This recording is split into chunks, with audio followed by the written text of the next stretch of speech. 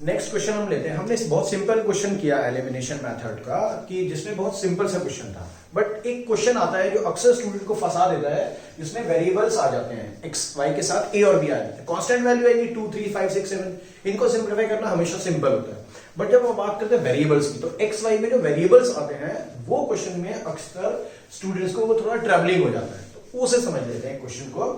ये हमारे पास we have two equation here, ax plus by equals to 2ab and the second is bx minus ay equals to b square minus a square। अब हमें value find out करनी है x और y की। यहाँ पे वेरिएबल हमारे लिए x और y है, तो x और y की वैल्यू फाइंड आउट करनी है, ये समझ के चलना। तो नाम क्या था हमारा? Elimination method. कौन से मेथड से सॉल्व करना है हमें? एलिमिनेशन मेथड से। अब एलिमिनेट करते हैं। अब y को या x को, आप किसी एक चीज को एलिमिनेट करेंगे। सपोज करो आप y को एलिमिनेट करना चाहते हो, जैसे हमने लास्ट टाइम किया, लास्ट क्वेश्चन में किया हमने। तो अगर हम y को एलिमिनेट करना चाहते हैं तो हमारे पास दो तरीके होते हैं एलिमिनेट करने के। या तो हम ये देखें कि y का कोफिशिएंट यहाँ b है और यहाँ y का a है, दोनों का एलसीएम ले तो ab बनता है। तो मतलब इसी तरह से हमें दोनों में ab बना लेना है। या एक और हमने तरीका बताया था कि आप क्रॉस कोफिशिएंट से मल्टीप्लाई करें। क्रॉस कोफिशिएंट से मल्टीप्लाई करने का मतलब क्या है कि अगर यहाँ पर है y का कोफिशिएंट सेकंड इक्वेशन में a, तो फर्स्ट इक्वेशन तो कर लेते हैं हम a से मल्टीप्लाई, क्योंकि सेकंड इक्वेशन में y का कोफिशिएंट a है, इसलिए फर्स्ट को a से मल्टीप्लाई किया। और फर्स्ट इक्वेशन में y का कोफिशिएंट है b, इसलिए सेकंड को b से मल्टीप्लाई। इसको कहते हैं क्रॉस कोफिशिएंट। इसके कोफिशिएंट को उससे, उसके कोफिशिएंट को इससे, तो that is called cross coefficient से मल्टीप्लाई किया। तो ये लिखना भी पड़ेगा। हम लिख देंगे multiply by a in equation number 1 and multiply by b in equation 2। अब हम इसको मल्टीप्लाई करते हैं।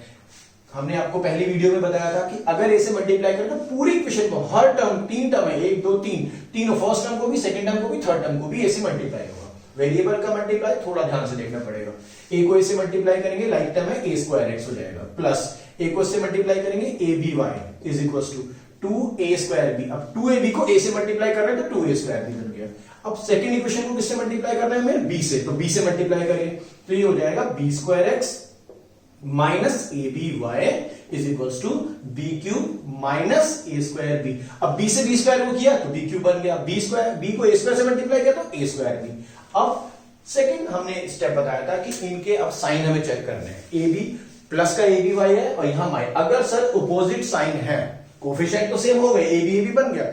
सर अगर साइन अपोजिट है तो बहुत सिंपल है, ऐड कर लो सीधा दोनों को। क्या करने हैं हम इनको? On adding. तो बच्चों जब ऐड करेंगे तो a square x second first term plus B square x, बिल्कुल ठीक, plus a B y minus A B y आपस में कैंसिल आउट हो गया, is equal to 2a square. अब देखो इसका लाइक टर्म, ये लाइक टर्म, तो ये तो अनलाइक टर्म है, बट ये इसका लाइक टर्म है, तो प्लस का 2a स्क्वायर बी और माइनस का एक तरह से 1a स्क्वायर बी। कितना बचेगा? a square B. 2a square B में से a स्क्वायर बी माइनस हो तो कितना बचा? a square B plus B cube as it is. मैंने बोला था वेरिएबल, कांस्टेंट में क्या सॉल्व हो जाता है, 4x प्लस 5x 9x बन जाता है, बट वेरिएबल वाली बात जब आती है तो हमें कॉमन टर्म देखनी पड़ती है। तो हम देखेंगे इन दोनों में कॉमन टर्म क्या है। इन दोनों में कॉमन टर्म है x, तो क्या बचेगा? a square plus B square. और बच्चों इन दोनों में कॉमन टर्म क्या है? सर इन दोनों में कॉमन टर्म है b। बहुत सिंपल है कॉमन लेना, ये बचेगा a square plus B square. Value किसकी फाइंड आउट करनी है? x की। तो ये जो मल्टीप्लाई टर्म ये कहां जाएगी? डिवाइड में। तो x इक्वल टू हो जाएगा हमारे पास b into a square plus B square upon a square plus B square. अब सर ये पूरा का ब्रैकेट सेम है तो कैंसिल हो जाएगा, तो x की वैल्यू कितनी हो जाएगी हमारे पास? b। ये x की वैल्यू आ गई सर, पर अब हमें y की वैल्यू भी निकालनी है, तो ये y की वैल्यू हम y की वैल्यू फाइंड आउट करने के लिए ये जो वैल्यू आई है, या चाहे आप इक्वेशन नंबर 1 में चाहे इक्वेशन नंबर 2 कहीं भी पुट कर सकते हैं। 1 में पुट कर लीजिए, put this value in equation number 1। ये छोटे छोटे स्टेटमेंट है, ये लिखने हैं, बोर्ड में इंपॉर्टेंट होता है इनका लिखना, ठीक है। तो put this value in equation number 1। तो इक्वेशन नंबर 1 में हम x की वैल्यू डाल रहे हैं। इक्वेशन नंबर 1 थी ax plus b Y is equals to 2ab, और x की वैल्यू क्या आई हमारे पास? b। तो ab, x को हमने क्या पुट कर दिया? b plus b Y is equal to 2ab। Students ये उधर जाके माइनस हो जाएगा बेटा, तो बी वाई इक्वल टू हो जाएगा 2ab माइनस ab। वेरिएबल का है ना, सब्ट्रैक्शन या एडिशन, थोड़ा ध्यान रखना है। तो b Y is equal to 2ab में से 1ab गया तो कितना बचेगा? 1ab। पर हमें y वैल्यू फाइंड आउट करनी है किसकी बेटा? y की। तो y की वैल्यू फाइंड आउट हो जाएगी ab अपॉन b। b से b कैंसिल, y की वैल्यू कितनी होगी हमारे पास? a। तो इस तरह से हमारे पास x और y दोनों की वैल्यू भाई।